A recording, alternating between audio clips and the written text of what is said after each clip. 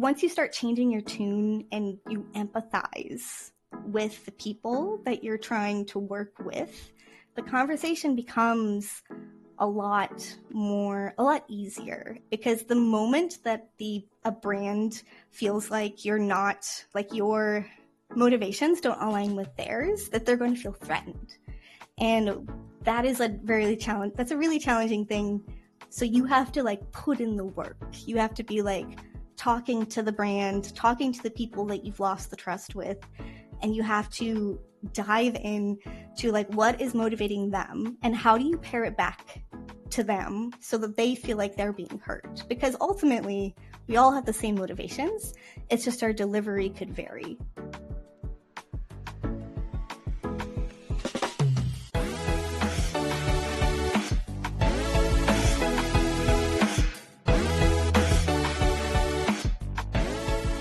Welcome to the Forward Slash, where we lean into the future of IT.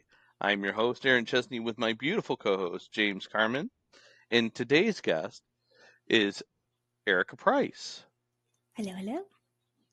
And Erica Price is a UX manager at Yum Brands, where she leads the design of user-focused systems across the restaurant industry. She co-founded SciSummary, an AI tool for simplifying scientific research, and Helix Booking, a wellness booking platform. Erica has over a decade of experience. She's passionate about creating inclusive digital experiences as a teacher and speaker at Memorizely. Did I say that right? Mm-hmm. She shares her expertise in UX and product conceptualization, UI design, and accessibility, helping others build user-first products. So welcome, Erica. Hello. Good morning, James. I feel like she, wrote that bio just to mess with you. There were some parts there that were tough. Definitely some 50-cent words in there. Literally, yeah.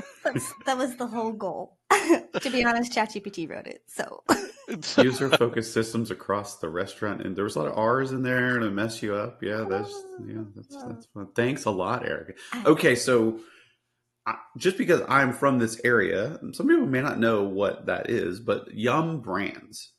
What is Yum Brands? Yeah, so Yum Brands is one of the largest quick service restaurant companies. They are the parent company to Taco Bell, Pizza Hut, KFC, and also a smaller one called Habit Burger. So they essentially are that parent company that really holds everyone, and we build technology to support these larger brands, basically. I need to pitch them my idea for a new restaurant on the moon. Great food, no atmosphere. Don't. Wow. Okay. Love that. All right. Since it's Halloween, I'll tell one of I think it's my wife's favorite dad joke. It's skeleton walks into a bar and he says, "I'll have a beer and a mop." It's not landing. We'll think about the logistics of a skeleton drinking a beer. It's the same reason that a skeleton didn't cross the road. He's got no guts. I see. Yeah, so you think about a skeleton drinking a beer, right? He's poured it in and it's all over the floor. He has to mop it up. Yeah. I see. Yeah. My brain was not in logistics mode. Too early for that. Not enough coffee for that. All right, of the brands that Yum Brands owns, what's your favorite? Where do you go to get lunch or dinner or whatever out of the options that you have? So I am I would say a strong Taco Bell person. When I was pregnant, I went to Taco Bell every single day for the last month, and I got a potato griller, which they have now. It's not a thing anymore.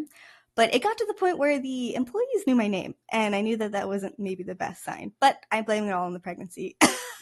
That's fair. Yeah, I went to Taco Bell until I looked like I was pregnant. I mean, let's be honest. The price is amazing. The food is pretty good, and they've really upped their quality. ultimately, and their brand, man, they are they're doing really well with their branding. I think the Habit Burger, if you've never had it, Californians would probably say they have, but Habit Burger would probably be my next one. But I've only eaten there like 4 times. So, Well, since Yum Brands is from, I live in Northern Kentucky, since they're from Louisville, Kentucky, and the way we say it here is not Louisville or Louisville, it's Louisville. It's like you swallow your tongue. It's Louisville. It's from Louisville. Uh, Hopefully they'll bring a Habit Burger to this area, and I'll have to check it out because I don't know when the next time I'll be in California for anything. it's very good. But I really hope yeah. they do expand. I think they're on the like trajectory. It's actually surprising when they first bought Habit Burger, everyone was a little confused because it's just a much smaller, comparing it to the large giants of KFC, Pizza Hut, and Taco Bell. So it was really I was like surprised to even find out that Yum had Habit Burger inside of their suite. But now they have all of the, or not all, they have all the different types, the most common types: burgers, pizzas, and tacos. Yeah, it's interesting how long it takes for certain restaurants to franchise out into other states. Like it took us forever to get a Chick-fil-A in Michigan. Oh So, yeah. and it's just, um, even though like it's almost like they start expanding from like their epicenter, like wherever they started, and they just slowly kind of expand. And I'm not quite sure. Like for instance, you said it's a California thing. Like because we're in the Midwest, it feels like it takes forever for it to get this far east. And You there's know. lots of rules too, like franchising anything. There's a lot of brand, like they want to make sure that it's not just popping up everywhere every 2 seconds. So it's almost like there's lots limited amount of franchisees. So you have to like find the right place, the right people, the right market. Oh, but there's only a certain amount of franchisees available or allowed in whatever state. And it's really interesting. It's actually a fascinating space, the space of franchising restaurants, because I didn't know this. There were so many rules that you have to follow if you franchise with a larger org. And there's just so many rules. Like specifically, I think my husband and I were looking at like Culver's. And they're like, you have to spend at least X% on marketing every month. And I'm like, wow, that's very granular, like operations. So I feel like my understanding of what a franchisee owner is like really changed when I was like looking at it. So it's fascinating. It's hard work though. Oh my gosh, owning a restaurant, man, and being a team member in the restaurant, that is some hard work. Absolutely. Yeah. I have been an employee of, well, they weren't Yum at the time. It was PepsiCo at the time, but they spun out Yum. But yeah, I was an employee. I worked for Pizza Hut, slinging pizzas for many years. So as a younger person, I guess everything I've done in the past is when I was a younger person by definition, but you get what I mean. Yeah. Yeah. I actually Every did second that training. passes is in the past, right? Yeah. Um, I actually worked at Taco Bell twice, Oh, nice. and I I've still actually love their food. So, so good. That's a testament right there. It you're is a right. testament. I've never worked officially, but I have done training. What's cool about Yum is they make you do training. So you'll go in store and you'll train with all the brands, and it was honestly I think really really fun and really eye opening. But it's really cool that they like force you. It's like you need to go empathize with the people that you're building products for, That's and good. training is the best way. I think it's really it's a really eye-opening experience too. I've never worked in like I was a waitress. That was my closest to food. But it was really fun working the drive-through. If I did that, man, that's where I would live, is live in the drive-through. So you've mentioned like that you've had some involvement with in-store systems for different the different brands.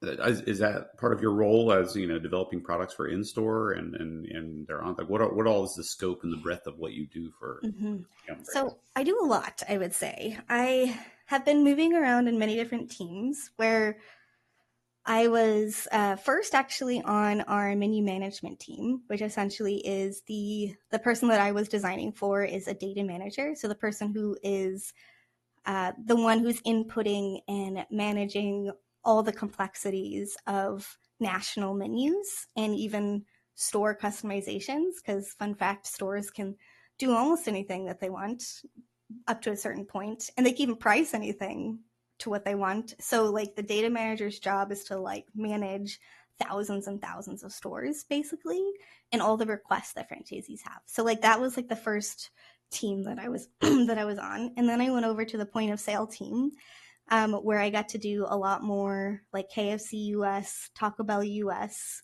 experience design, which was really awesome. My eyes opened into what we call service design, which essentially is how like the environment that the users inside of the store impacts their experience so intensely. And it's fascinating because you can actually make an improvement by like changing the placement of your store or changing the placement even of a button, and that could actually encourage or discourage like forgetfulness, which is quite fun. So I did that for a little while, and now I'm actually back over in the data management system. We call that admin portal, and I'm also very close with a project called Tracks, which essentially is the inventory and labor management. And then we have teams for what we call the super app, which is more of like the day-to-day operations. Everyone has an app, and they can like post and get routines. And it kind of walks them through, handholds the team members through operating the store efficiently and effectively. So I really touch, I would say, everything in some way. And it's also a logistical fun thing to try to like bring everyone together, just because it's just inherently challenging. Like we have people all over the world. Yum is really cool because I think most everyone is remote, specifically in the technology space.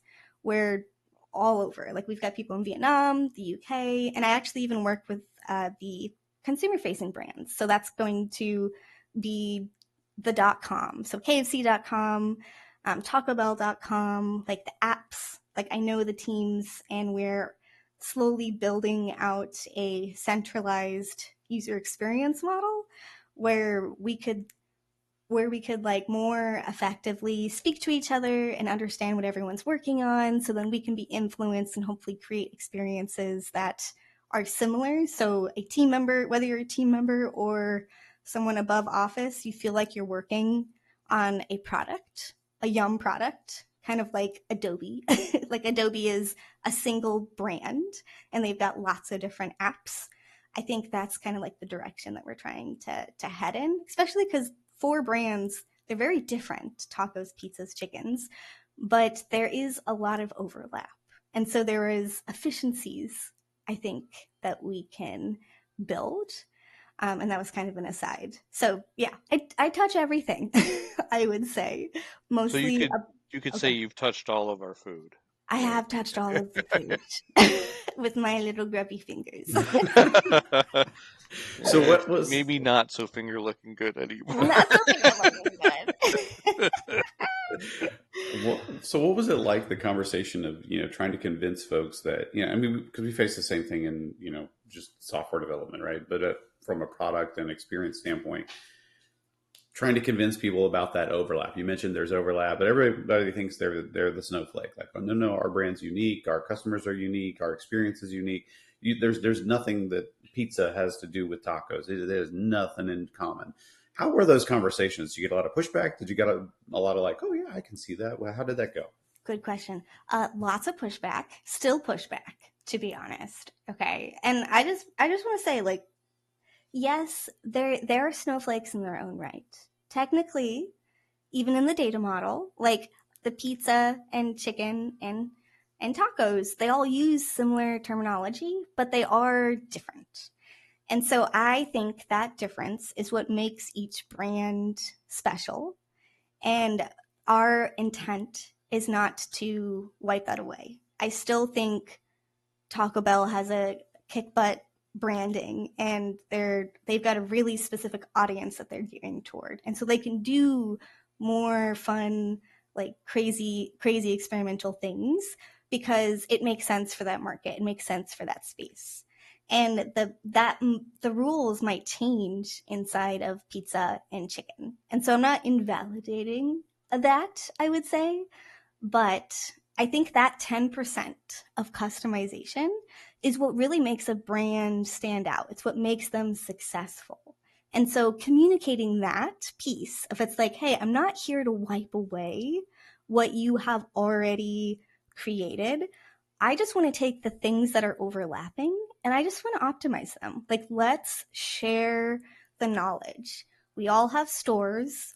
We all have drive-throughs. That's all similar language. Where are their optimizations? Taco Bell is doing it really well for this instance. KFC is doing it really well for this instance. Can we learn from each other? It's more of a group effort. And I think that was inherently really painful at first, because of course it is. I think any white label solution where you were working with many brands, there's going to be this fear of like, oh, well, they're just going to make me a generic brand. And I don't think that's the intent. And it should never be, that should never be the case. I think it's up to us as people prescribing the experiences to make strong correlations to what is shared, but also make very strong like customization recommendations. So what makes a brand? What makes them special? How do we keep that? And I think changing the tone, making the brands feel like we're not trying to become Yum. Like, we're not going to make KFC rebrand to Yum. Like, we want them to be special. Like, they've been doing it for a long time. They're doing really well. Like, we want to keep that. So it's, once you start changing your tune and you empathize with the people that you're trying to work with, the conversation becomes a lot easier. And also, it's really important to set expectations with those types of conversations and goals too, because the moment that a brand feels like you're not, like your motivations don't align with theirs, that they're going to feel threatened. And that is that's a really challenging thing. The first time it happens, it's really hard to get out of it. So you have to like put in the work. You have to be like talking to the brand, talking to the people that you've lost the trust with, and you have to dive in to like what is motivating them and how do you pair it back to them so that they feel like they're being heard. Because ultimately, we all have the same motivations.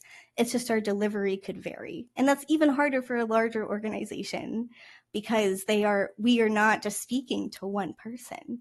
We're 1,000 people speaking to 1,000 other people. So that word of mouth is very challenging.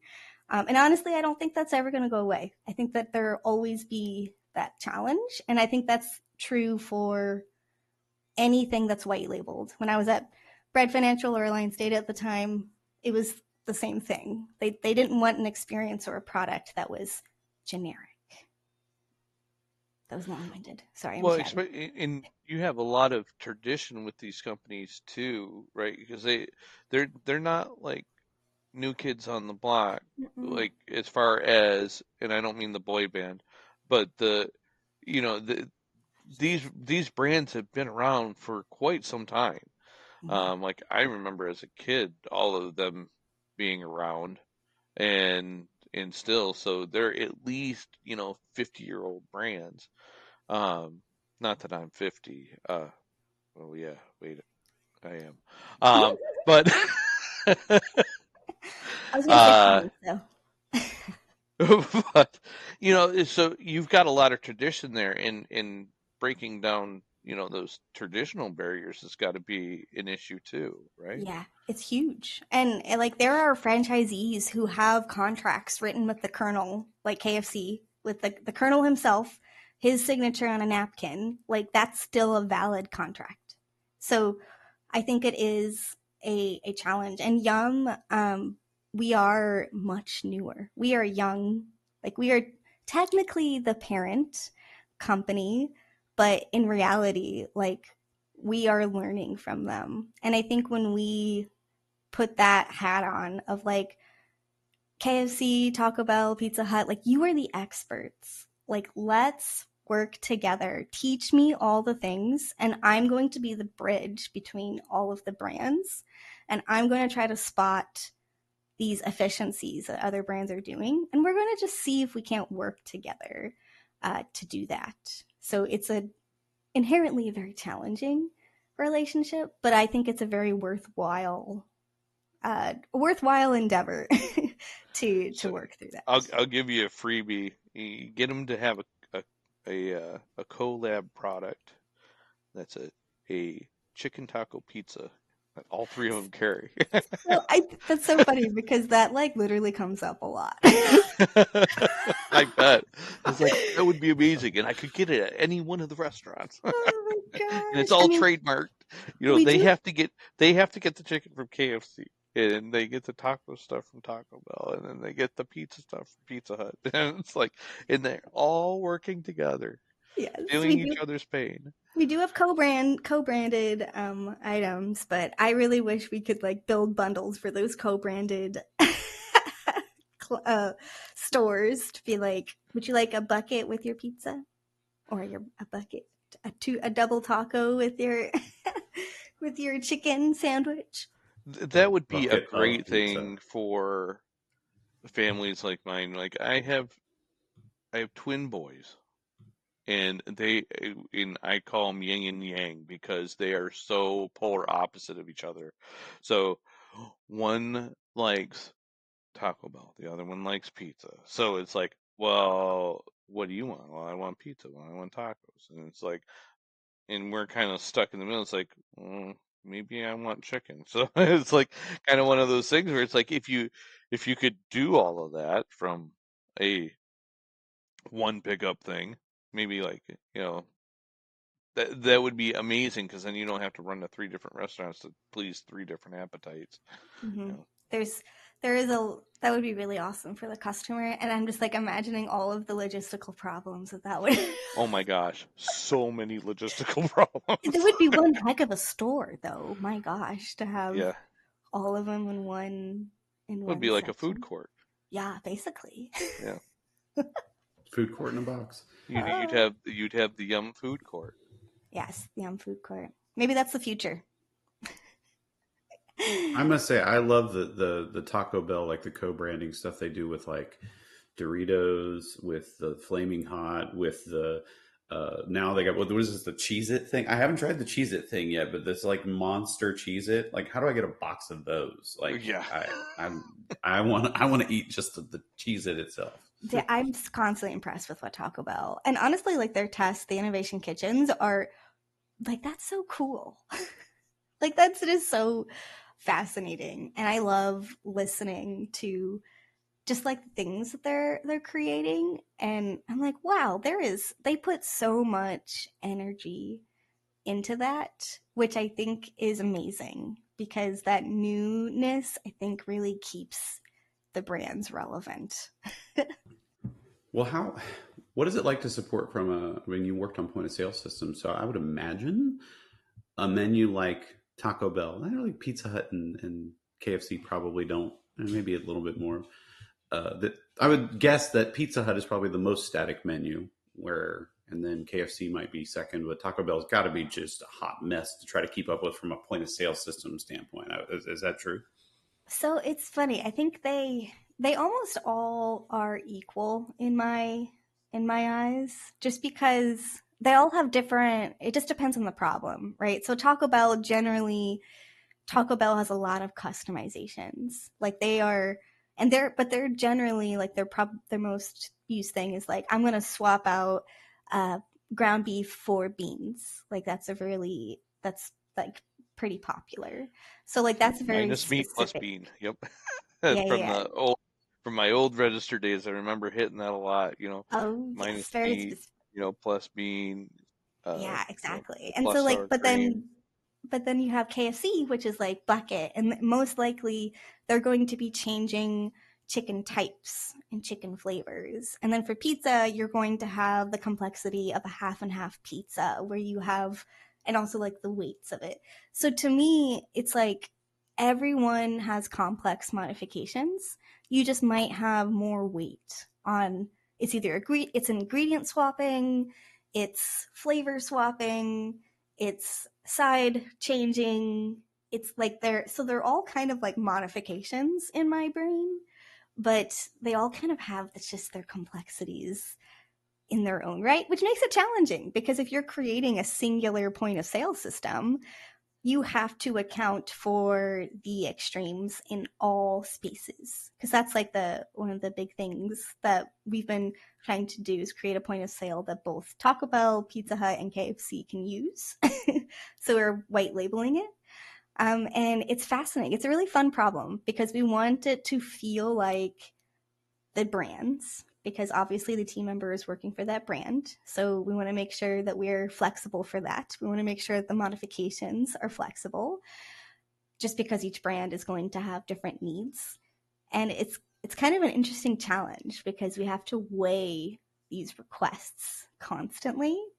It's like, okay, is this a KFC ask or is this a entire everyone ask? Because that's going to change greatly how fast or what methods we use to update it. Because there is this push and pull of like customization that we want to keep, but we don't want it to be too complex. So yeah, it's just like a balance. But I would say that for me, it's like all of them have their very specific needs. So you're going to run into similar pain points, but they're going to be in different subjects and different parts of the point of sale, if you will.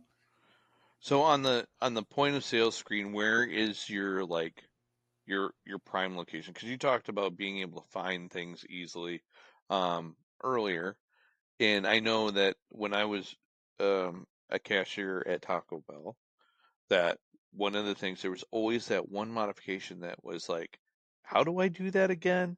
And it was like, oh, you got to press this, then this, then this, and then that. I'm like, why isn't that just a button like the other ones, right? So how do you like define your prime real estate for these different brands? Because obviously, like you said, there's different feels overall. You've got kind of your build your own, your customize what's there, and then you know this is how I want it assembled type of thing. Mm-hmm.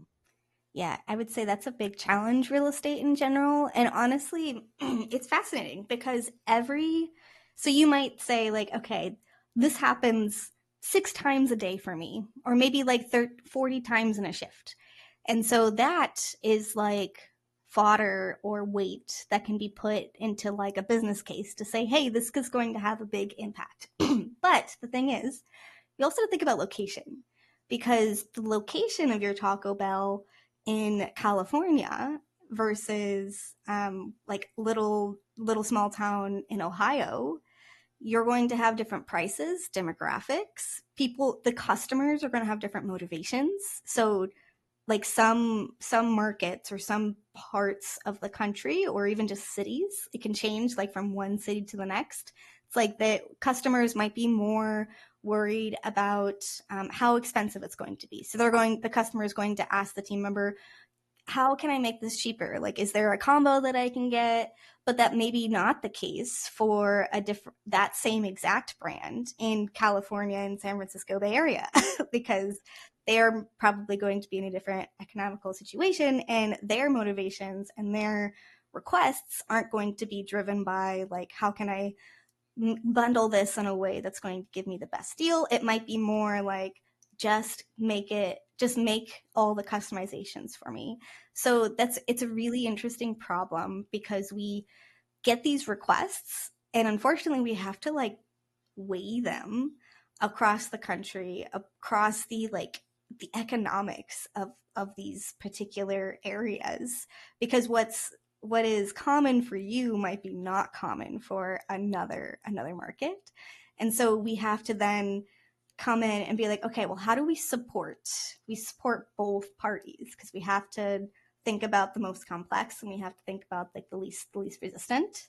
And so we do a lot of analysis and discovery and as much research as we possibly can get on like where the request is coming from. This is why it's so important to understand the environmental factors. A lot of people don't think about, oh, creating an experience in the point of sale is going to be the same across the country. It's like, no, it's gonna change. It's going to be very different. And so there is this like balance of like, do we create it for everyone or do we make it a customization? And then these different markets can actually take advantage of that. But then you also have additional problems that might arise with that, like the findability of that particular feature and whether or not it's turned on, that customization. So there's all these like, I guess these like weights that you have to think about. And it's a really, really hard challenge to decide what gets prioritized. And this is why research is so important, because without it, we're guessing. Even if we talk to like we can't just talk to like one market. We can't just talk to the people in Columbus, Ohio and expect the experience to be the same. And so that scale is always a challenge. And I totally forget the question that you had asked before. I totally want to. Well, I think, yeah, you hit on something that was very interesting to me. Because my example in my brain was like, I'm guessing Boulder, Colorado, you're going to see that minus meat plus bean more often than you would in South Texas, for instance, or something like that. So do you, if there is a prime real estate spot for the more common things, do you put the minus bean or minus meat plus bean button in that spot in Boulder, but you don't do that in South Texas? I don't know. And I can imagine you can't like use statistics to measure and then evolve the menu and move things around accordingly. Because most of these, if I remember when I was on the cash register, you're just listening and like, I'm just, Yes, I'm on memory. autopilot, right? So if you move things around, you're going to mess me up and exactly making me slower. So that's interesting. Yeah, that's another fun thing. Muscle memory is a constant thing that we are not fighting. We're trying to work with. We're trying to play around and like almost it's so fun because like the mental model of a human, it's invisible, but it's really cool about like UIs in general and then UX. You can change a user's mental model. And it's fascinating what the experience can do to the person using it. Like I could change someone's behavior by like moving a button. I can make it more likely to or make people less likely to forget about sauces by moving the sauces button in a area that they're going to have a lot more like eyesight into. So it's just really fascinating what we as designers, like I always say, like we have so much power because visuals are so important to most of our not everyone's, but to like most of our experiences. And I think that is terrifying because you could like potentially hurt a store if you move a button. It's like, oh, they lost $4 million today because this button moved and they had to retrain on where this went. So the impact is insane. So we have to do a lot of research and a lot of talking to people to make sure that we're de-risking a prescription or a solution, which is inherently challenging. Yeah, I remember some user tests that I was sitting in on, and just we framed our questions in a way that we were monitoring their screen at the time, and so we basically we were asking them to perform a task. So like, how would you submit this answer type of thing, and to watch them move their mouse to the button and never click it and then move the cursor off of it and then go back to it and then and back and forth. It's like there's so much learning in just seeing that, and they never said a word, and you're like, oh my gosh, they're they're right over the button and they don't realize that's what they have to hit. I'm like, come on, It's just like being a parent. Like click you the just want to. button. Yeah, you're like this is a learning moment. I can't interrupt. I can't. I cannot interfere with their with this like with what's happening. It's like being a parent. It's like I want to push the pedals for my child because he's having such a hard time like pushing the pedals, but I know it's a pain. That's a huge pain. But usability testing and just like observation in general, especially when you're so familiar. Like you work for months, weeks, hours, just like working on a design with all these hypotheses and assumptions, and then watching them do it, and you're like, you're so close. But it's great because that just tells me it's like they're not confident right now. So how can I make them more confident? What affordances or visual feedback can I give them to make them feel confident? Like the mental model is there. Like I'm aligned because the first thing they did was hover over this button. But what's missing for them? And that, I feel like a detective. Like I am just constantly being like, tell me your inner thoughts that you yourself don't even know. Because they don't know. People are so reactive and there's so much processing power happening in the background. And it's up to us to like ask questions that will at least get us closer to an answer that is going to make them more successful. And that's what I love about user experience and just products in general. It's like, it's always learning. You're always learning. You can be doing something for 100 years, and because the environment and culture changes, job security. Well, I have a couple of questions I want to make sure I ask because it's just interesting to me. One would be, so Aaron talked about user testing in the age of the mouse and the web, but I would guess, just based on being, ordering tacos a lot, I would guess that the user interface that they're dealing with is not mouse and cursor, it's touchscreen. So how do you like figure out like what are these people doing? Because they don't interact until they look at something, think about something, and then they touch. They don't like move their finger around. They touch exactly what they want to touch. How do you observe that in a scientific way? What does that look like when you're doing testing? Good question. So that has inherently always been a bit challenging. I think with the newer technologies, you can like experience that hovering a bit. I know that like Apple Pencil has that. You can like be close to the screen and it kind of acts like a hover, but honestly that's not like the case for like most most devices. And so I would say the solution to that problem is physically observing the user in the environment. So you're watching where, and actually what I do is I have the screen recording, and then I have a camera behind them, watching where their fingers move, because they do tend to do this like follow, like looking around. Not always, not in that also depends on the person. So not everyone is going to have, they're going to be looking more, they're going to visually scan rather than having like a finger actually do it, for many reasons too.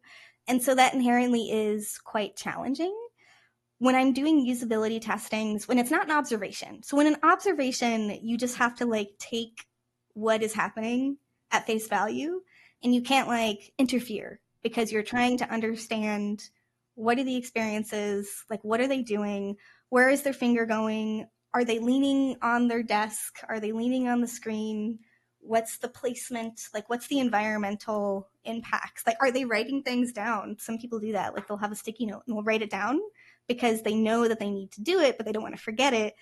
And they know they have to do this complex task. They're trying to remind themselves. So there's all these environmental factors that absolutely cannot be observed without being in person, which makes it a very expensive endeavor because you have to like travel and get people out there and potentially have a disruption in the restaurant. It is not natural to have usability testers or like just user experience designers like inside of a restaurant. Like you're going to have some type of negative disruption. But yeah, that's like a constant challenge. You have to physically be there. You can also make some assumptions and hypotheses based on user patterns and user flows. So if you're not in the store and you're just like looking at session replays, then you can analyze the steps that they took versus like the end goal. So if you were to say, hey, this person ordered a 16-piece bucket with a side of fries and a Coke, you can say, hey, this was the end goal, and this is how many flows it took to get them there. And from there, you can start inferring, and then you can start digging, maybe doing some usability testing, maybe doing some user interviews, maybe doing some user observation to get down to like the core problem. I feel like oftentimes solutions and user experience in general, like the core problem is not usually addressed with like most solutions. And that is inherently very challenging to get down to. And you really need a research expert to like do that effectively, because if not, you risk asking a biased question and making the user feel like they need to answer in a certain way, or making them feel uncomfortable because someone from corporate is here and they're watching everything I do, which is uncomfortable, and it's going to make them act in a different way. And it's up to the person facilitating that conversation or that experience to put them at ease, to not ask biased questions, to make them feel like it's a safe space to like make mistakes, and empower them to like talk to us, which is quite challenging, especially if you think about the team member. Maybe they're younger in their professional lives, and so that speaking aloud, speaking to someone higher up, there might be a lot of barriers in the mental barriers in their mind of like, oh, I have to be perfect so I don't get fired. But I'm like, in reality, I don't have the power to do that. Like, you're better than what I can do, so you're the expert user. Teach me your ways. And yeah, Yeah. it's quite a challenge, I would say. You get a lot of that observer effect, right? The It's Schrodinger's like cat. just the act of observing changes the behavior. It's like, you know, you're doing things that you normally wouldn't do. And there are things you can do to combat that.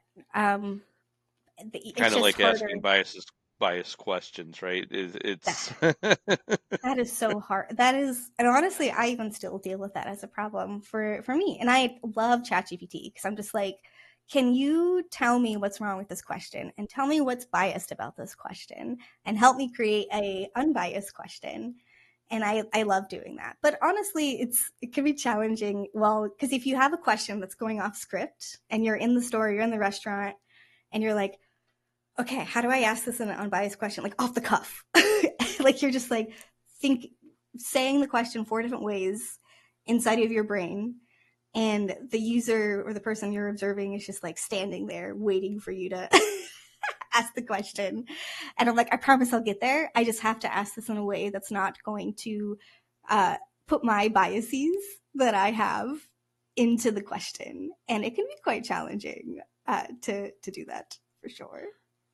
Well, in allowing them to have the space by not asking too many questions too, because the more questions you ask, the more likely you're adding a bias. Because if you say something like, how would you save this? Okay, well, you're telling them to save it, right? So it's not really biased. Now they're looking for a save function. And if you've named it save, you've just clued them into exactly where they need to go. And that used to make I'd be sitting in the back of the room going, that's not a good question. No. Throw that one out. Yeah, basically. But that was the part of UX testing that I loved was you know, just hearing. It was almost like I was watching 2 different shows. It was like screen and screen type of thing. I've got the user screen over here and the UX tester over here, and and I was seeing mistakes on both sides. It was kind of like great. It's like, bad question. Oh, they can't find it. Oh, you are failing hard. Yes. And also, like, when you were talking about, like, oh, I just want to do it for them, that's another hard thing, too. Like, when a test has failed, the user has not failed. That's very important because the user is always correct. It's the prototype or the design that has failed. And if that happens and they're looking at you like, what do I do? Well, wait, let's be honest. There are some users that just fail. Like you have 10 good tests, and then I you got designed the this one perfectly. guy that can't spell ABC. No. No, you're just experiencing a diverse perspective. Look at that. Look at that. Wow. I'm very passionate about this. There is no possible failure. It's usually, I mean, there could be environmental failures too. Like that could be a potential thing that's happening. Like, I don't know, the prototype froze. That's a possibility. Oh, that but never I feel happens. like in general, like, because that's just, it's a good perspective. And also, tests aren't supposed to be 100%, right? There's always going to be varying. If there is a test that's like 100% correct, like 13 out of 13 users have successfully tested this, I'm immediately red flagged. I'm like, there was an error in some type of conducting, or there was a bias question, or, and maybe this is just me being, because I feel like UX is all about overanalyzing everything. Because I would say our biggest superpower is de-risking experiences. And if something comes back at 100%, I'm like, did we ask it in the right way? Did we allow enough openness for high-level conversation? Like, what other things did we miss that could potentially add a bit of color to the situation? And I mean, there have been times where I've gotten like 100% success rate. And I'll give it a good hard look. And if you can't find it, you can't find it. That's fine. And you can go ahead and ship it. But I would never, ever say to like a brand that I am 100% confident that this is going to work and this is going to be effective because of the 5 users usability testing that I did. There's always going to be some risk. And I just wish people wouldn't be so perfectionist about it. Well, and that's the thing. And 100% doesn't happen in nature. Right. That's why there are bell curves. That's why there's, normal distributions. It's why, in anything you do, it's not going to be 100%. And and we combat this all the time with, test coverage. Somebody learns about test coverage, like we have to be covered at 100%. And it's like, no, that's not. Yeah, I know. I've heard you say it, James. I was thinking of you when I started I this. know you're talking about me. You You do this need to has be to at be 100% tested at test coverage. 100%. I'm like, Yeah. no, it doesn't, No. because there are always those things where the test is going to cost you more than it did to create the code in the first place, and you lose the benefit, or it's going to be so intricate that it's going to be difficult to maintain. So it's not worth that extra. Yeah, it makes it brittle. That's a huge value, like, thing that you have to really take into consideration. Like, I would probably never test a settings feature to like update a profile picture. Like, that is not affecting my bottom line. And so I think it's really important to research. Don't research everything, every single aspect of your design, because like you said, it might be more expensive than to just go and like build it. And at that point, you might as well just like build it and then test it, because just like skip the design process and go into it. But like, if it's not going to have a major impact on your overarching like objective, then it probably doesn't need to be tested. Or I think it adds complexity, it adds like money, and I think it's really important for researchers and product folks to understand when when and where it's actually good to do like appropriate testing. Like, Yum isn't sending us out to Taco Bell's in California every quarter. Like, that's a once a year type thing where we do like a big chunk of testing. And I think that's just a good example of research done in an appropriate way, where if you have something small like, oh, changing a product or changing a profile picture, maybe add that into one of your larger scale usability testing, like modifying a chicken bucket, which literally is seconds equivalent to dollars, because every second it takes to modify something and doing it incorrectly is like a cost. And you can quantify that. And so that's a really awesome like superpower to have, to be like, hey, we can save X% of, or not like confidently, we're 70% sure that we can save X% of time on a particular complex order that we think will add value. And I think that's a hard thing for product UX designers, developers. It's really difficult and challenging to like remember that. And you don't really need to have a test for everything, but you do need to test appropriately where it makes sense. How is it going to impact? If I don't do this, how expensive? Like if maybe like how much is the risk going to be? Like, oh, this feature isn't good. How much is that going to cost me if that's the case? And if you can make a business case, then I think it's fine. It's sales. Like UX is basically selling an idea, and then it's up to the business to like advocate for themselves and be like, okay, but you want to spend X amount of dollars. How much money is this going to give me back? What's the ROI? The return The on juice has to be worth the squeeze, kind of thing, exactly. right? Yeah. With that, I kind of leverage that 80-20 rule, right? You want to make sure you're focusing on that 80% of the use, right, type of thing, instead of that 20% that's hardly ever going to get used. Yeah, there's a level of complexity too, even with that though. Like, let's say you go and propose a new solution. There is this like time in which it takes a user to learn something, and then it's almost like you can't like measure the value right when a feature goes out. So you have to like give it a little while to let people like start to learn it. I am constantly impressed by how adaptable people are to learning complex experiences. Like data management is insane. Like the amount of variations of a bucket of one singular piece is insane, like astronomical. And they're going in managing hundreds and hundreds of lines of menu items, of menu variations, of menu types. And that has always impressed me. I'm like, people can do anything if you give them enough time to learn. And I think a lot of people forget that. There's a balance, because you don't want to spend too much time on training, because that can be costly.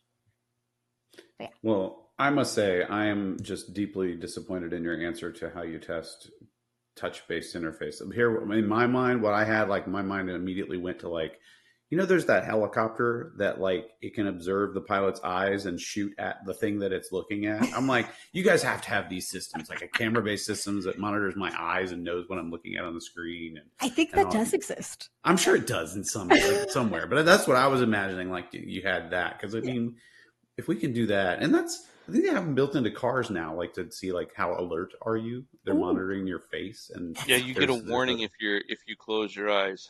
It'll beep at you to wake you up. Yep. Yeah, I think my wife's Kia has that. Yeah. I think that you have an alertness thing. Yep. Yeah. They can do that, like if you're on a phone, like, so a good context too. Touch devices in the point of sale, we are on very specific devices. Like they are built for point of sale, and it's built on an Android system, and it's for that. But like your phone, like if I were to build a consumer facing iOS or Android app, you actually might have the ability to tap into those technologies simply by purchasing a product analytics tool, because the cameras now have LiDAR, and they could like see you, which there is like this question of whether or not it should, I think is another an ethical debate that could probably be talked about forever. But I think that is the case. Like we have heat maps too, and you have heat maps on mobile devices, and it's either going to be like how often things are pressed. You could like create those experiences, basically is what I'm saying. And I'm pretty sure they exist depending on the device that you're using, but not everyone is going to have that device. not everyone's gonna have the newest iPhone. So we used to have the analog metrics that we would capture. It was how worn out the button was that you pressed the most. Yeah. It's like you couldn't read, meat anymore on that button because it was pressed so many times, or cheese. I feel like that's kind of the case sometimes with Right? That's where the big grease spot is on the that's glass, the right? grease Yeah. Yeah, it is. 1,000%. I think that's totally still a thing. We had one of our consultants at Calibrity they needed a new laptop because their keyboard was failing on their laptop that we had issued them, and I was like, okay, well, tell me a little bit about what's going on. And so he sends me this picture of his keyboard, and the A, S, D, and W keys were all worn off. There was a bone, like a worn off spot in the middle of his keyboard, and the arrow keys on the right side were all worn off. I'm like, that's not coding, dude. Come on. At least buy an external keyboard. If you're going to be playing games with your machine, I don't care. I don't need to know that. But come on. We're out your keyboard playing video games. Come on. So you brought up an interesting thing earlier. You were talking about the meat button or whatever. So of course, my mind always goes to movies. I think of the movie Idiocracy. Have you guys seen Idiocracy? So when they're at the doctor in 500 years in the future, the guy's standing there and is like, okay, I have a headache, and you point to a button where it's like head, it's like a graphical thing, like it's a picture of somebody's head. Do you, and this is not to say that the people working at registers need to be dumbed down to, but is it faster to provide pictures of things on the menu, or do you use words, or do you use pictures? What makes it actually faster to help those people at the register? This is a very passionate subject of mine. I love it. Yes, this is, I would say, and this also actually brings in the accessibility of it all too. Yeah. So if you think about the team member, these are people that have varying levels of professional experience. They might be really young. They might have different levels of education. They might speak a different language. Because the country is quite large, and there could be whole communities. And I was even at a store that 90% of the time everyone was speaking in Spanish, and they were like, "Oh, it'd be really great if I had a Spanish option," but we didn't necessarily have it at the time. So that, I would say, is a inclusive design experience. So there is a lot of research, I would say, that says visuals, you're going to be able to scan a lot quicker and be more effective if you can use visuals to get places quicker, basically. But there is this inherent risk of getting to the place that you need to go, but before you tap it, you have to feel confident in that decision. And so in general, we have larger images on our tiles of the menu items, but we always incorporate the text with it. So we have that additional affordance. So I'm a big proponent my biggest thing, I think anything that is tappable must have 2 to 3 affordances or visual cues to let a user know you are selecting on the appropriate button. And so having a combination of image and text supports both parties. It supports people who maybe they are readers. That is just their learning style. They're really quickly at scanning, and they can jump between words fairly quickly. But maybe someone is in a very loud environment like the team member is, and reading, because we all know that if you're experiencing a loud noise, this is why when you're doing a serious parallel park, you're going to turn down the music so you can focus, right? Even though your eyes are the things doing the work, but in reality, your whole brain, your whole body is doing the work. And so by supporting quick navigation or quick scannability using images, and also having the text with it, usually in a bit smaller of an area, that kind of gives you best of both worlds. So as someone gets really good at the point of sale, they're going to just be trained to look at the images, and they might notice really minute details in every image.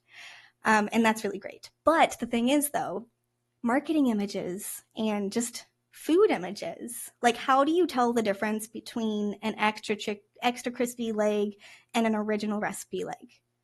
That is a very slight color change. The whole shape is completely the same, but the color changes. And what if there's a big bright light like shining in from the drive-through onto the screen, and now you don't have enough saturation to see that all you see is like 2 chicken legs, and you're like, I have no idea which one is which. Because you're thinking about it like you're going really, really fast because you're incentivized to make orders and make customizations as fast as possible, and also not make a mistake. So if you just had images, now you're like setting up the user up for failure or potential failure. But having those letters will be like, okay, I found the legs, fast, speed, but I'm going to verify that I select the correct one using the words. Now, if you're someone who mostly speaks Spanish, and that's going to be like your primary language, what you can do is you can be trained on the image and visual cues, and then start learning those English words and start trying to like spot the pieces that are like, okay, this is the unique ones. This is what makes sense to me. Hopefully, though, we'll get to a place where we can actually have multilingual, which we do have multilingual for like data management and things like that. So eventually that's going to have to be the case. But in the meantime, if maybe they're new and they can speak really good English, but reading isn't the best thing, we can still like support them. So it's all about like understanding the different experiences and how do we combine both of them to create an experience that's going to allow the user to be successful with the objectives that we have in mind.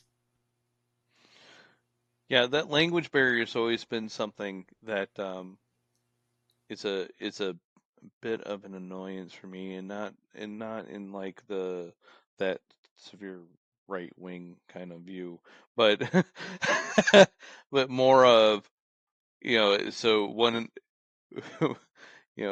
if you think about somebody that speaks multiple languages, they're multilingual.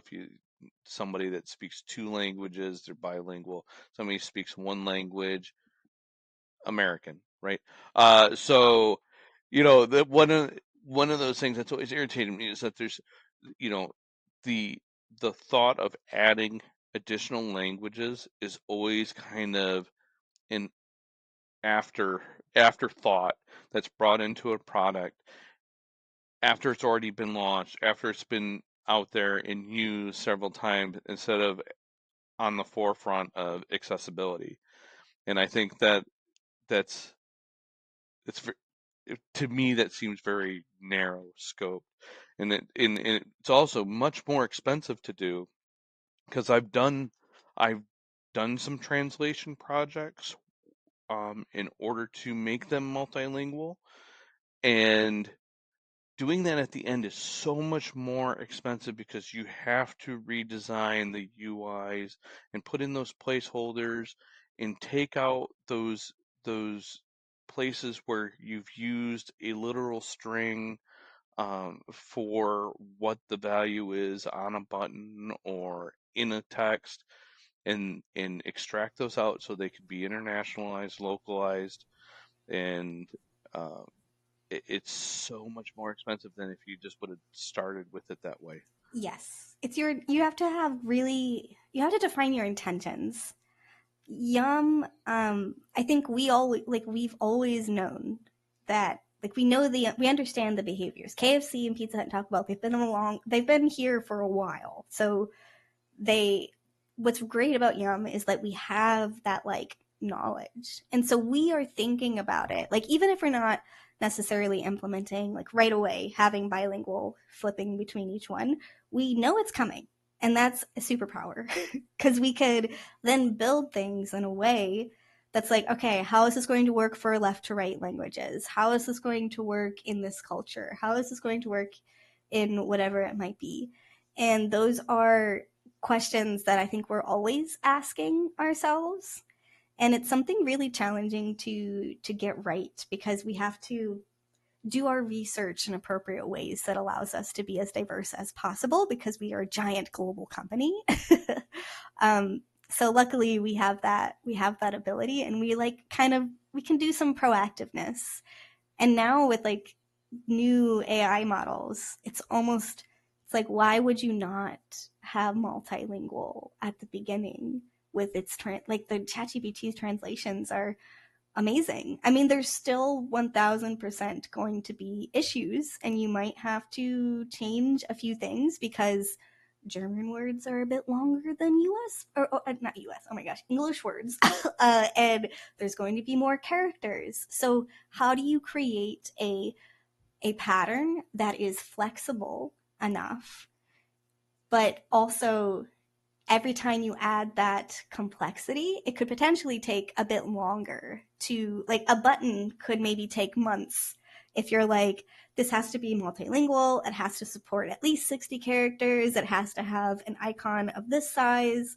What if the icon doesn't show up? And so you're essentially going through all of these situations and these scenarios to actively make a really good customizable button to be flexible. And that is challenging work, and that's expensive work, to be honest, because it's a lot of upfront thinking. But I think it's less expensive than than like you said, doing all of the English language and then retrofitting it, not having a strategy in place, because now you're essentially trying to build a strategy, and you're working within constraints that you might not have had if you just had built it at the beginning. But the question is, like, what do you focus on?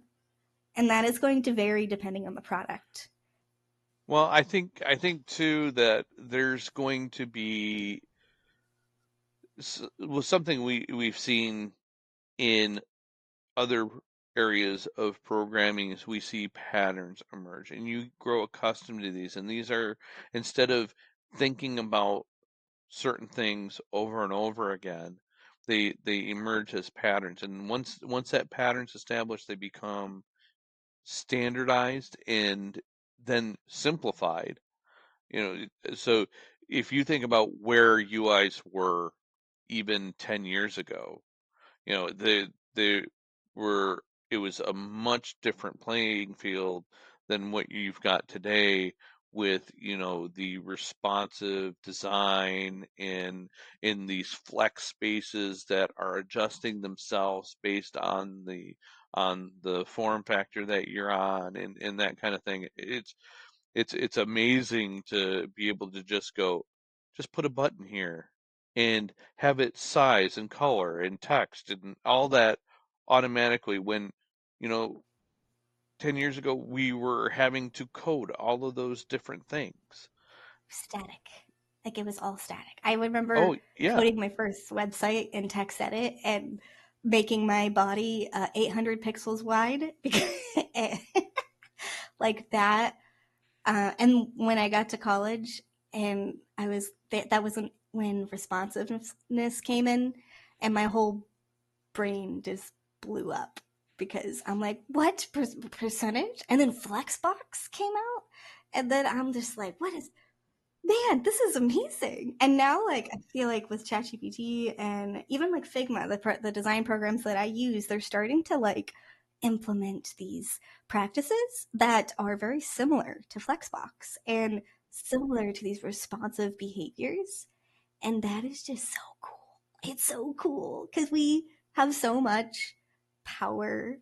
Uh, and I feel like there's so many cool things that you can do, but it's like, how do you think of everything? The answer is you can't. Yeah, exactly. Well, it's interesting. So, of course, if you're doing a technology podcast right now, you have to mention AI in every episode. So, um, how do you think, or what do you see? Because I know there's areas of, what did you say? Quick, whatever, QRS, quick service restaurant, that these areas where they're experimenting with like just like the drive-through is a perfect case. Like, so you could just pull up to the drive-through and say, I want a bucket of chicken, blah blah blah blah blah, and it's kind of just piecing together your order automatically by listening to you. Where the systems are getting much more sophisticated of listening to, voice input or just typing, whatever you want and understanding what you're talking about. How is that changing interface design? Are we going to have, just speaking in English to the computer and it'll just do what we want that rather than navigating through a bunch of buttons? Like how is that changing your world? Yeah, I feel like it's a huge change, I think, in just technology and general. And I probably have an over positive view. I always tell this, like I always say, like, if you are afraid of AI, don't come talk to me. But the thing is, like, I'm biased because AI helps me in every way possible. On one hand, it helps me be a better designer, it helps me be a better facilitator, it helps me create more professional, like, just communication methods. I can create PRDs,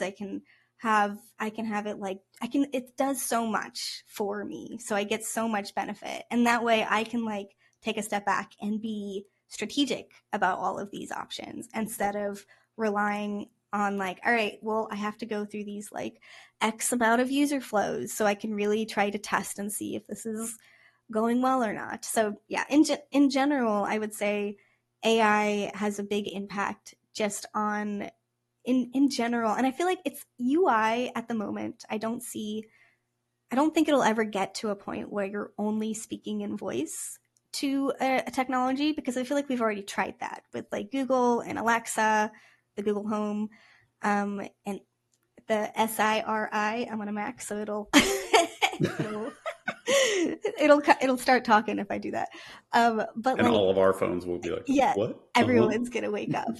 So I feel like there is always going to be because most people, not everyone. I wouldn't even say most people. I would say because majority, it sounds like a negative connotation. A lot of folks have, we rely visually on, like, our surroundings to inform our behaviors.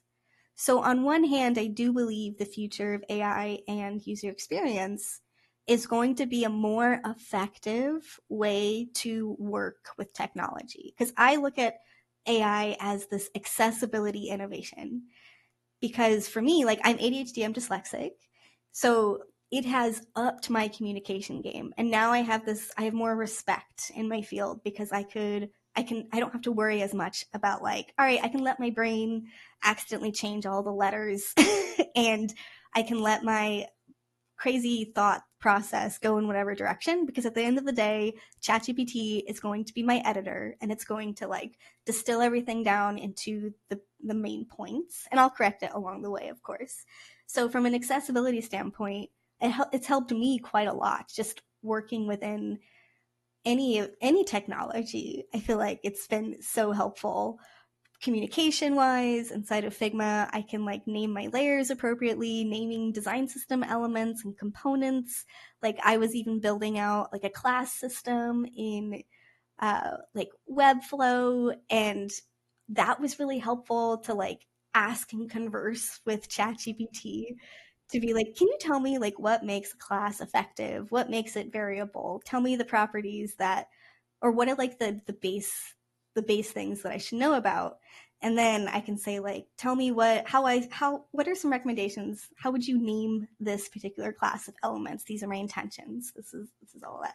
So I feel like on one hand, it's going to empower a lot more people to be more technical, which is amazing in my mind.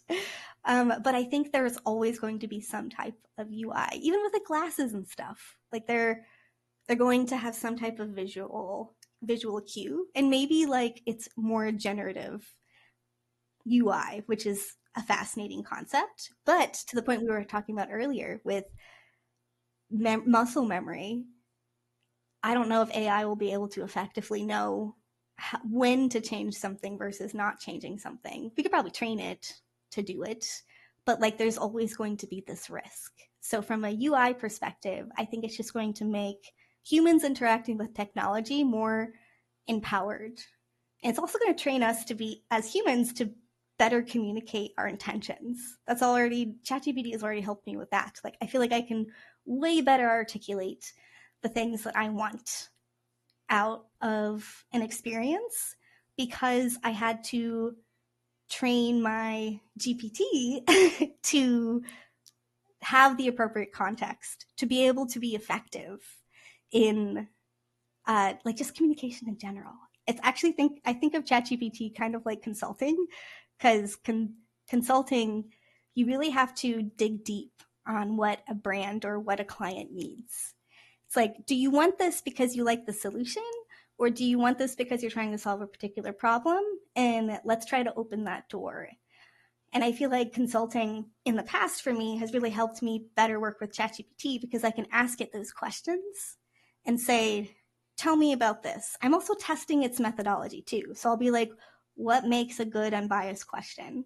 And I'll correct it as it goes to like modify the prompt to me. So it's like, I understand that this is like the best way to ask a unbiased question, but for my situation, I want to ask it in this context because of this, and this. So it's really fun.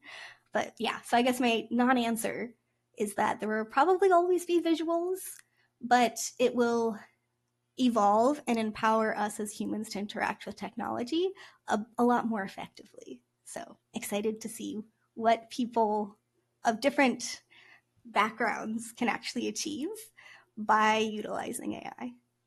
Okay, you said something interesting. We don't have we're trying to keep this to an hour and a half or so, but I think we want to dive in. At least I do, because I'm interested in this. You said you think humans interacting with the computer would teach us to interact with one another better. So that's an interesting and a provocative thought in and of itself, I think. To me, the layperson, if I was just thinking about it, I would think, I know that ChatGPT and these LLMs, like, I can misspell things, I can say things out of order, I can kind of just be very loose and rough with my input, and it kind of figures out what I'm saying. That would lead me to believe that it was going to teach me to be lazy with my communication. So were you saying that the communication as our written communication filtered through like an LLM helps that become more clear, concise, maybe considerate of other things that you might not consider? Or are you literally saying, like, I'm going to be able to sit across from a table with Erica and speak with her better because I've been interacting with ChatGPT? Which one were you asserting? Yeah, so I feel like it's a combination of both almost. So like the last one where it's helping me better understand it helps me better tell people or explain like the context that's missing. And I think that is something that I like to do with ChatGPT. I ask it like, okay, what is it missing? Like, what am I missing? How would you improve this? Tell me why you would improve it. So it's like almost like it's like a tutor that is reading every single thing. So on one hand, it helps me but the thing is, I'm also very curious. So I don't know if everyone would want to do that. And I think there might be some type of laziness where, like, now I'm going back to what I used to do in college, was just word vomit into notes. And then I would spend hours and hours and hours editing it. But now that process is a lot faster because ChatGPT just does all the editing, and then I just correct as I go.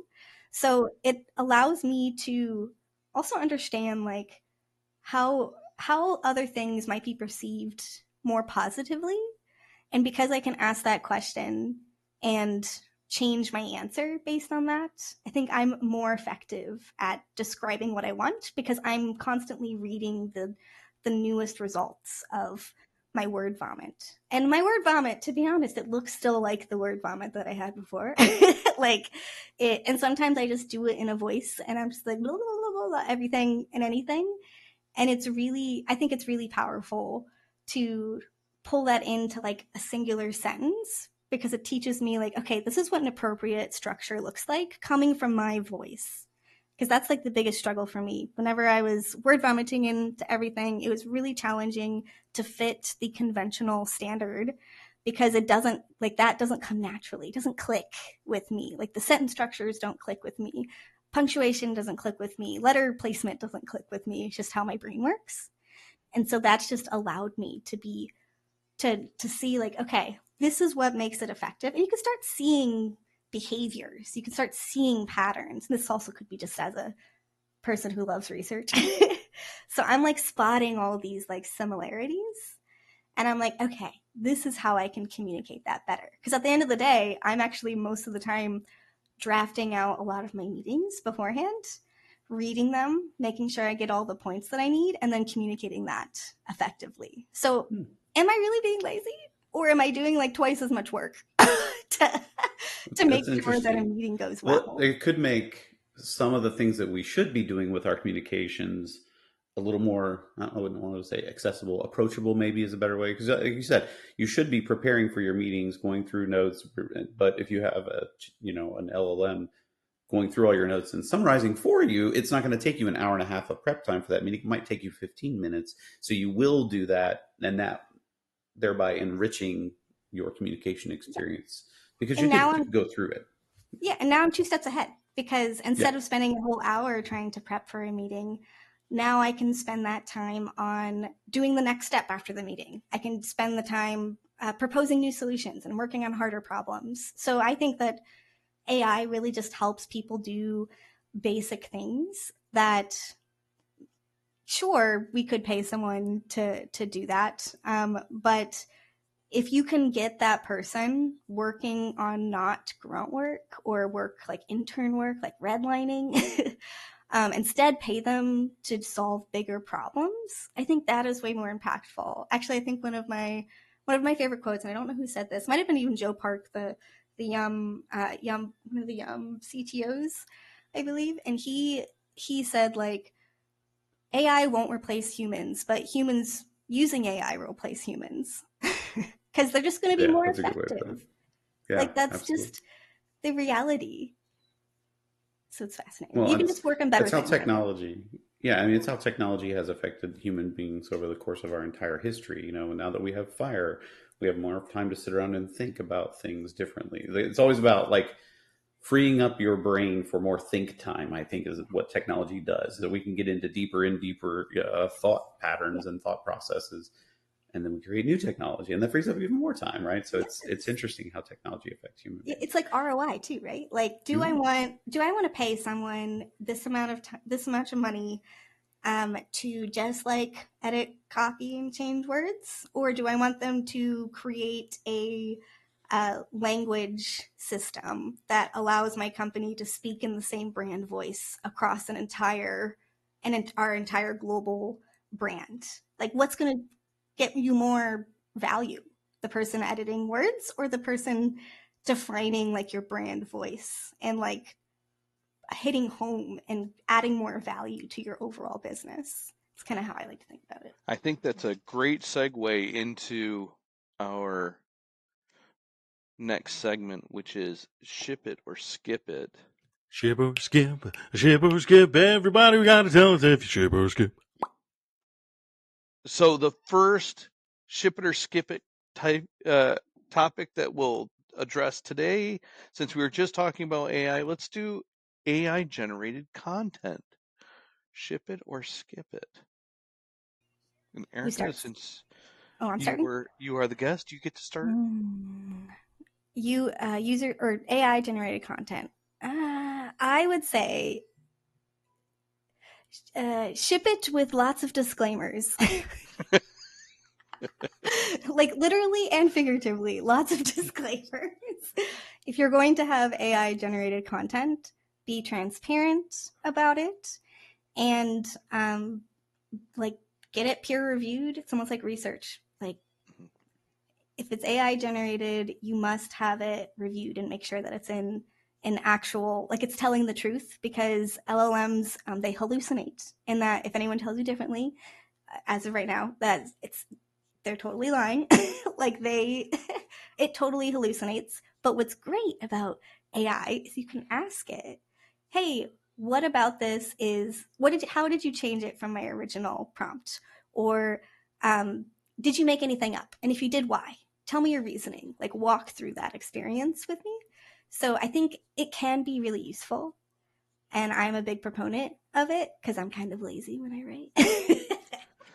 So Yeah. I'm gonna be at basically the ship it with an asterisk, right? With the footnote is like, yeah, if it's all checked over.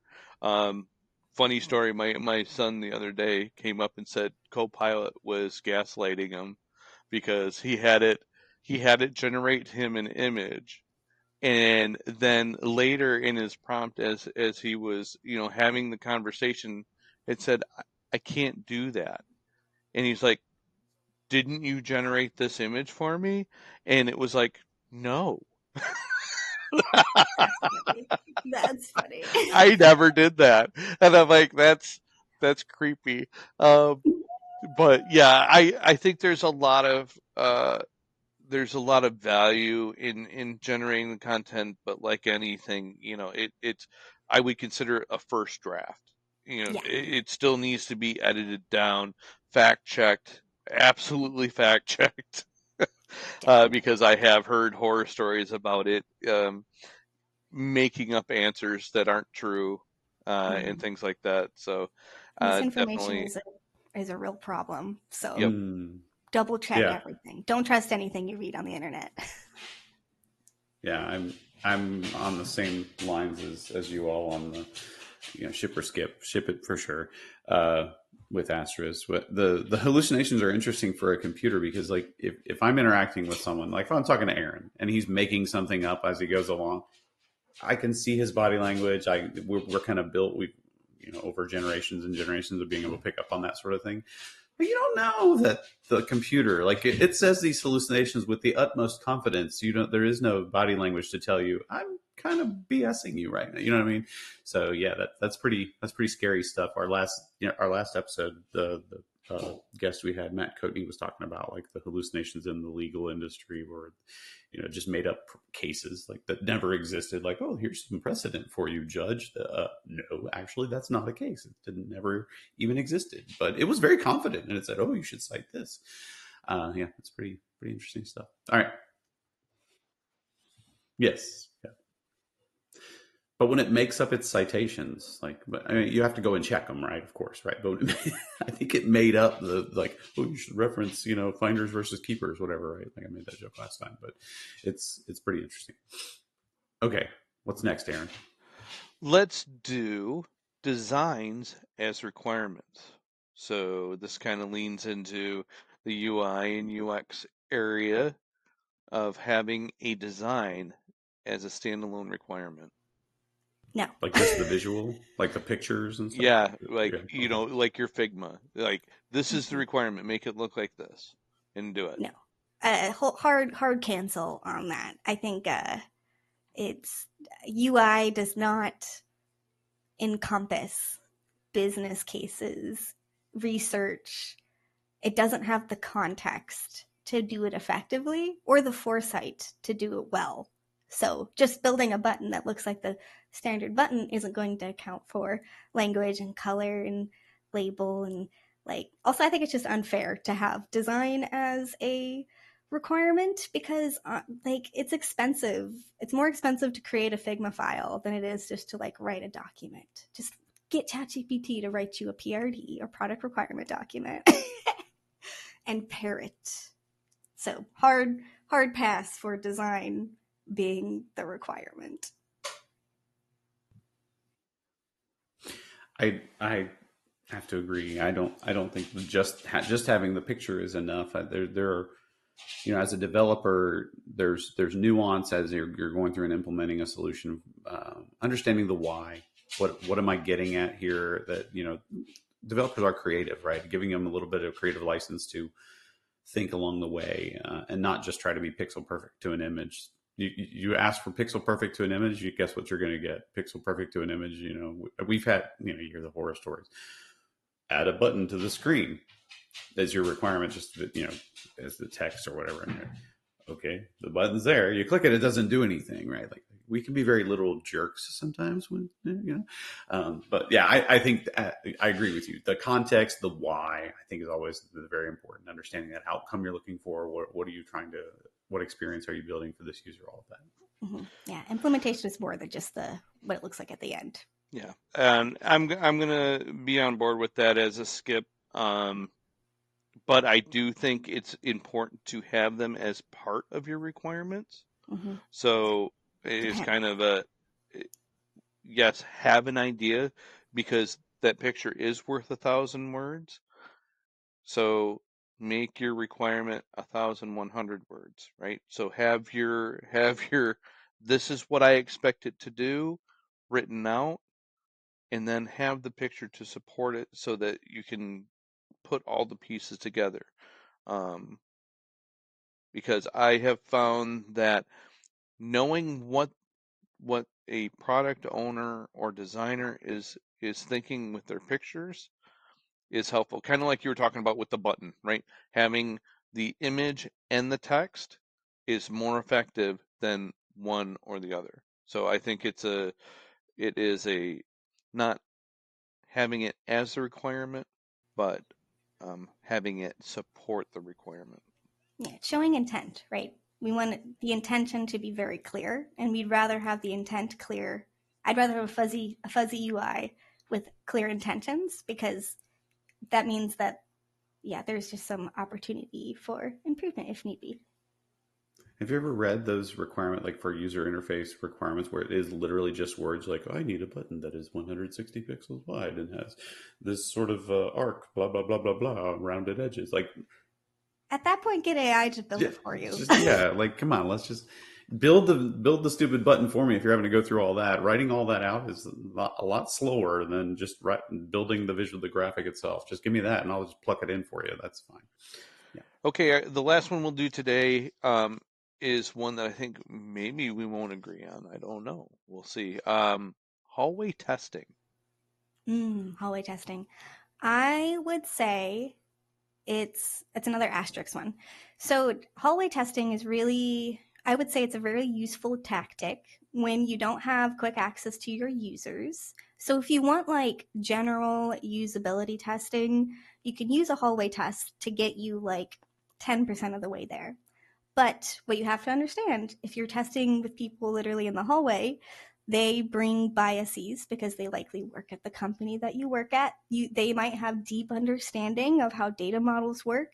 And so, sure, they might be able to get you in the right direction of like a placement of a button, but the moment that they get into like strategic, oh, I'm going to build a menu in this way, it fails because you're designing for someone with a deep knowledge of the system, but it's not like true usability. Like if you wanted actual usability, learnability, and we even do this, like don't test with Taco Bell employees all the time. Not saying you should always test with your users. That's going to give you the most risk adverse like direction. But yeah, I think you can test with other brands as well to see if like, okay, for usability, can this be learned and without context? And then can this be learned with context? I think it's really important to like make a distinguish between those. So it's good when you don't have anything else to go off of and you need some type of like second pair of eyes, because let's be honest, when you're designing in a vacuum or just looking at something for more than 2 hours, you're likely going to make decisions that you maybe wouldn't have if you had a fresh perspective. So it's like a yes, but. Yeah, I'm gonna be on the skip it train on this one, because I think to a lot of the same points, you're not going to get an unbiased result from your peers because they already know too much, right? If you're designing something most likely your hallways are going to be packed with people that know the project that you're on, know what you're working on, and are expecting to see certain things, or are used to an older version of the product because they've been trained on it at some point. And I don't think you're going to get that fresh pair of eyes. I will say, though, it's important to get peer reviews of it is like, what do you think of this? As more of like a review step, which, anything that's design coded or thing, I think it's always good to have a second pair of eyes kind of looking at it. It's like, am I crazy, or is this actually look like it's going to work? So for hallway testing, I'm pretty much a skip it. Go ahead and hit your user base, get some fresh eyes on it, and do your normal testing. And hallway tests are better for like dry runs of your tests that you're going to be testing with real people. Okay. So, all right, for the listeners, both of them, what distinguishes a hallway test from a traditional user test? Like, what? I mean, I guess based on the context, I guess I can infer what it is. But like, explain what is the definition of what a hallway test is? And for one of the hosts, he might need education on what you're talking about, because I've never heard that term.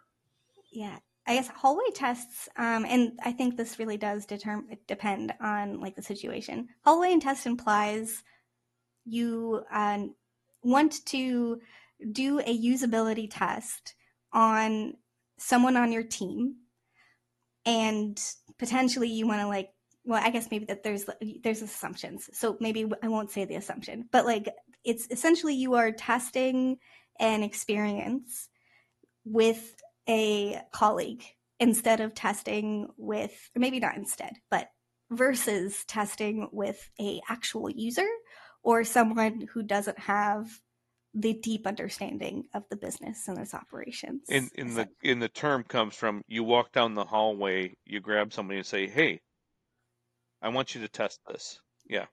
User testing is more like I know exactly who I'm testing. I'm doing a giant like filter. Like I'm only looking for Taco Bell employees who've been in that company for more than a month and understands how the restaurant operates just in general in store with fulfilling orders. Like when a hallway test, it's like I talk to my dev who knows the schema, and you're not going to get the same results.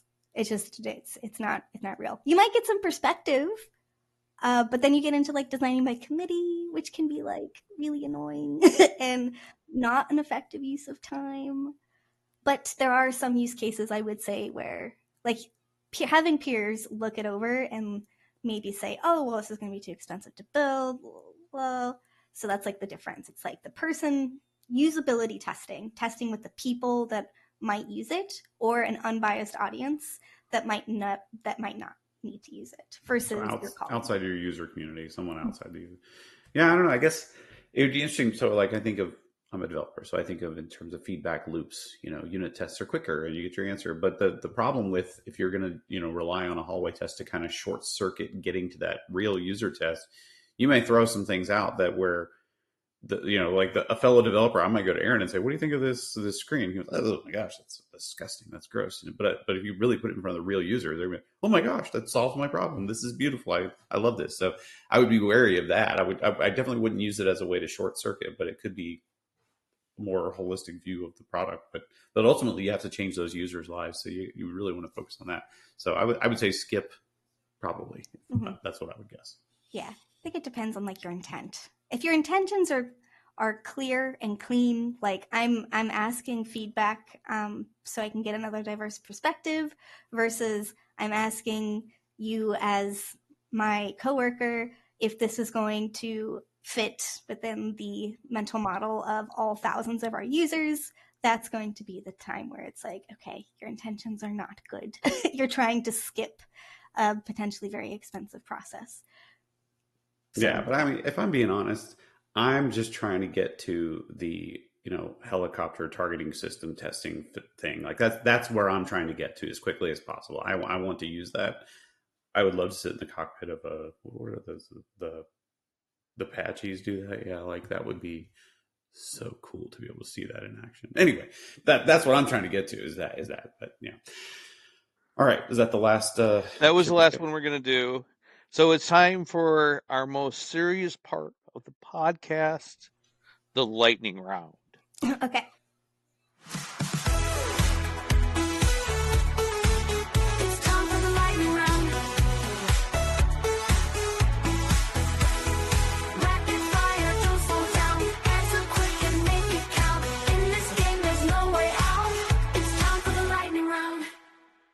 So the way the lightning round works, we're going to ask you a series of hard-hitting questions.